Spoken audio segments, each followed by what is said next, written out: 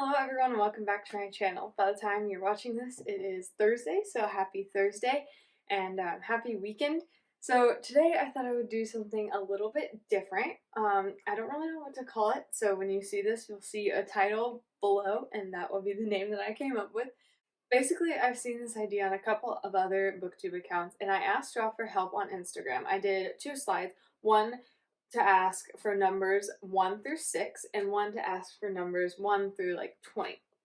So the purpose for that was I'm going to pick books off of my bookshelf. I will give you a little description and a short little review of the book. So basically how it will work is the shelves are numbered 1 all the way down to 6, and then the books are numbered 1 through 20. And I didn't actually count to see how many books were on each shelf, so hopefully this works out fine. And I thought it would be fun to kind of pick out some different books. The challenge is going to be that some of these books are not mine. They are my sister's because I share the bookshelf with her. So a lot of them I actually haven't read, or if I have, it's been years. So you'll get to see my real raw reactions to books that I haven't looked at in a long time. So this box has the shelf numbers in it, and then this cup has the book numbers in it. So I'll draw one number from each and then I will find a book. And an interesting thing is that when I asked for numbers 1 through 6, there was mostly number 3. So apparently if you ask people for a number between 1 and 6, most people are going to pick 3. Very interesting little experiment. Okay, so first shelf is going to be shelf 3. And then book 17. Okay, so shelf 3, 1, 2, 3, and then book 17. 1, 2, 3, 4, 5, 6, 7, 8, 9, 10, 11, 12, 13, 14, 15, 16. Oh, there's only 16 books on the shelf. Okay, we'll do number 16. Okay. So this book is the last book in the Ranger's Apprentice series, which is a series that I totally loved whenever I was a teenager. Well, I'm still a teenager, but when I was a younger teenager. But this book is the last one in the series, so basically like you start out the whole series with this old ranger, and then he's training up an apprentice, and then by the time you get to this book, you have that apprentice is now the old guy, and he has a new apprentice. These books are so fun. If you have not read them and you are between like the ages of 12 and 19, I would totally recommend reading them, and even an adult might enjoy them for the first time. I've read the series at least twice. In the first couple of books I've read like 3 or 4 times, so love this book. Alright, second shelf going to be shelf number 3 again, and book number 6. Okay, so 1, 2, 3, 4, 5, 6. Oh, Edith Wharton's Summer. This is interesting. So I haven't done any reviews on my channel about Edith Wharton, but I read 2 or 3 of her books last year, and first of all, amazing writer. There are a couple of people that I follow on Goodreads and Instagram, like shout out to Sweet Sequels. She definitely recommended these to me and got me to read them. But Edith Wharton is an amazing American author, which if you've read a lot of American stuff from the 19th and 20th centuries, there's not that many good authors. So Edith Wharton is so good at what she does, and the writing just draws you in. The stories are so engaging, and her imagery is just wonderful. But her books often end up kind of like hopeless at the end. Her purpose was to break like the boundaries of society at that time. So there's a lot of immorality, adultery, things to kind of open your eyes up to the stuff that people were hiding underneath like the rug at that time. So she was trying to break the rules in a way. So it's really interesting literary experiment to read these books, and the stories are so good. They're just not always the happiest stories to read. They are, I mean, besides like the topic being like something like adultery, they are not in depth, and a lot of it's just references. Not so I wouldn't say that they're not clean. It's just not a godly lifestyle that you would want to imitate. Okay, next shelf we're gonna do shelf number 4, And book number 13. Alright, new shelf. So shelf number 4 is down here. And number 13. 1, 2, 3, 4, 5, 6, 7, 8, 9, 10, 11, 12, 13. Okay. Ooh, I have to remind myself what this one is about. So this is by Terry Blackstock, which if you haven't heard of Terry Blackstock, she was a Christian, and she used to be a secular mystery writer. And then she realized that like all these things she was writing, she wasn't including Christianity in, and she was including stuff that she didn't agree with. And she realized that she could use her standing as an author to share the gospel and include that in her book. So she started writing clean mystery novels. And I do really like them. I read 2 or 3 of her series, and they're really well written, and they will keep you engaged for a long time. So this is part of the, I think it's the If I Run series. This is this is the 3rd book in the series. It's the last one. I don't think we own the other 2. But basically it's about this girl who's on the run, and she has been indicted for murder, and she's trying to prove that she is innocent, that her father is innocent of these crimes. And this book, I've seen other like Christian booktubers talk about just how she actually relies on God in this book, which is amazing. Like a lot of Christian books, they kind of include God or throw him in there. But this one, like she's fully surrendering to God and fully just relying on him as she's traveling through the country. So that's a really cool thing to see. As far as content goes, this one does include murder, obviously.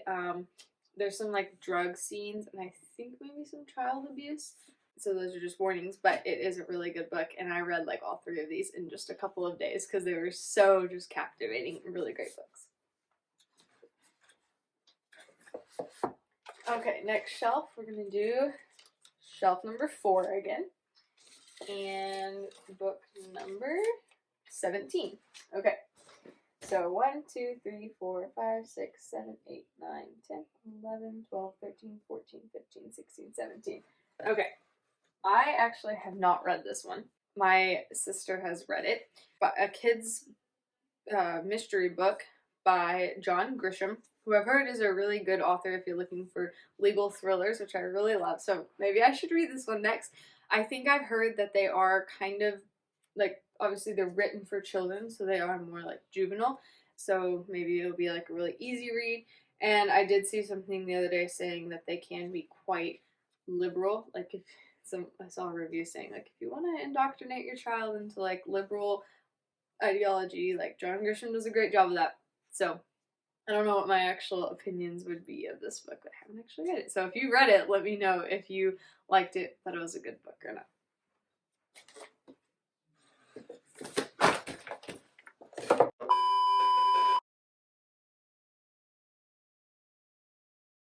Next shelf is going to be shelf number 3 again. And book number 18. Okay, so 3 and 18. Oh, there's not 18, but, well, I guess we'll wrap back around. Okay, so 1, 2, 3, 4, 5, 6, 7, 8, 9, 10, 11, 12, 13, 14, 15, 16, 17, 18. Okay. Tolkien, A Dictionary by David Day. This is one of those like Costco leather-bound books that looks so pretty and you just have to buy it. And it actually turned out to be super helpful.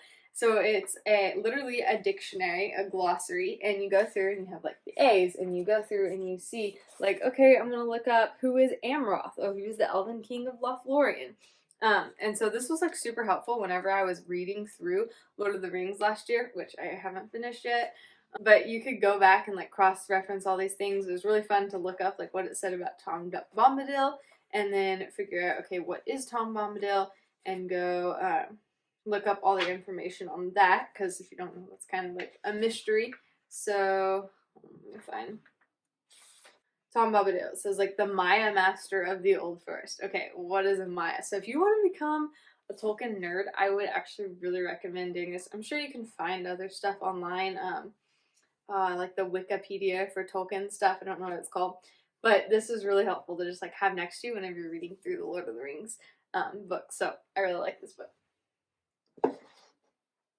Okay, next shelf is going to be, number 5, new shelf. And book number 17.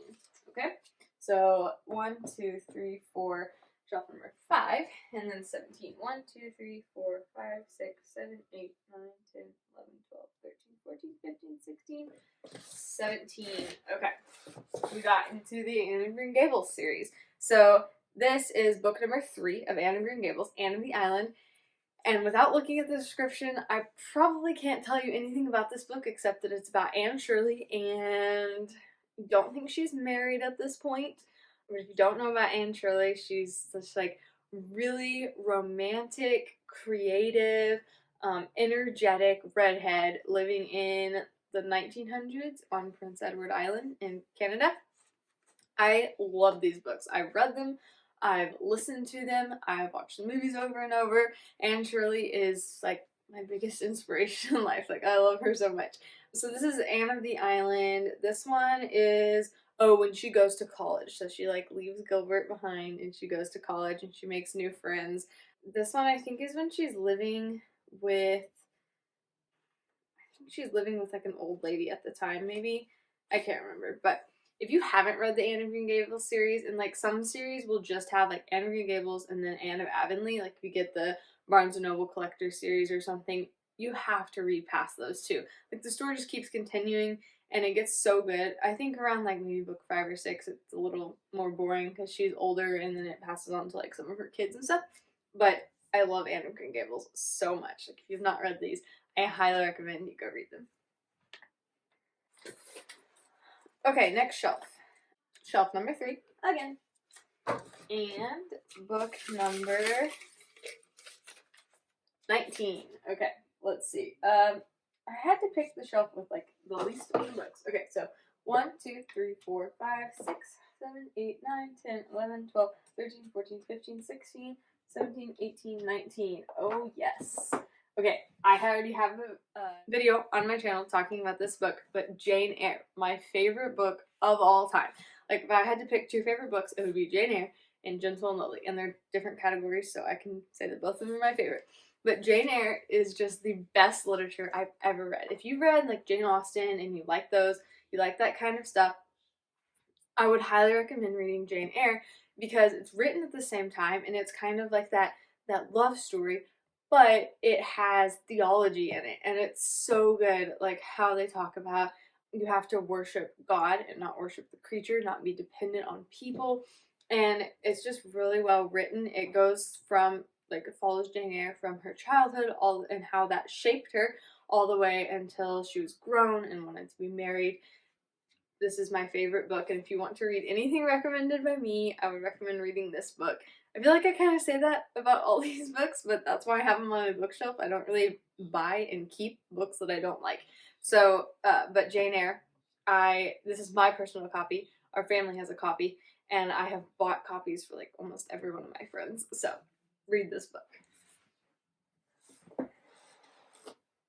Okay, next shelf is shelf number 4 and book number 10. Okay, so 4 and 10.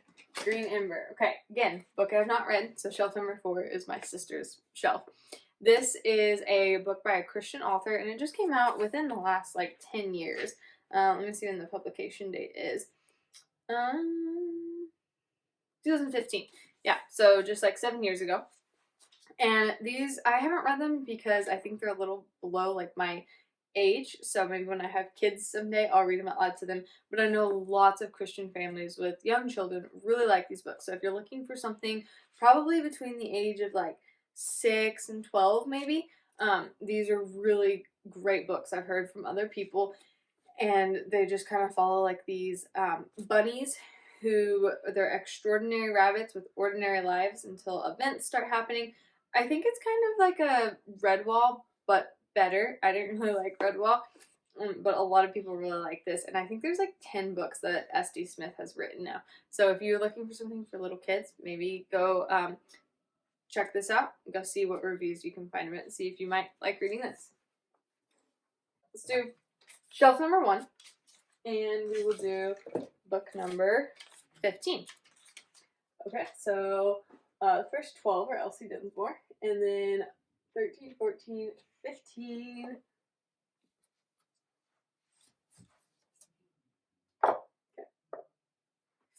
15 is Harry Potter. And I know this can be a really controversial book, but I do really like the Harry Potter books, and I think it's an example of just really good literature in the 21st century, which is unusual to find. I think this series will be a classic in the same line as Lord of the Rings or other classic series that were written.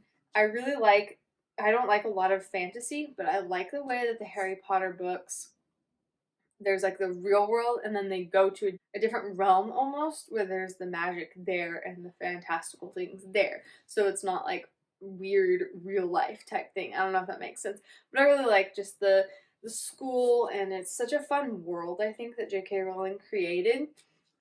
And if you want me to talk more about Harry Potter, maybe I can do a video on that and the reasons why I read it. I know not everyone likes reading it, and that's totally fine, but I do like these books. The Chamber of Secrets, this is book number 2, is a good one. So it starts out when they're 11, and then in each book it goes through a different year of their schooling. So he would be 12 in this book, and I would say like the first 3 are like more juvenile because they're 11, 12, and 13, and once you get like 14, they get a little bit deeper, a little bit darker.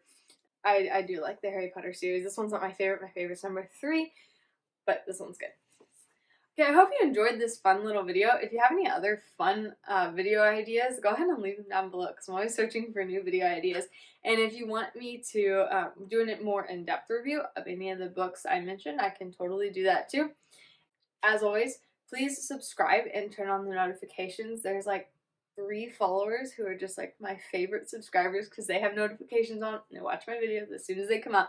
So that would be really helpful to my channel and growing it if you would subscribe and turn on notifications. And also you can always check out my Goodreads and my Instagram, and there will be links below for that. I will see you next week. Bye!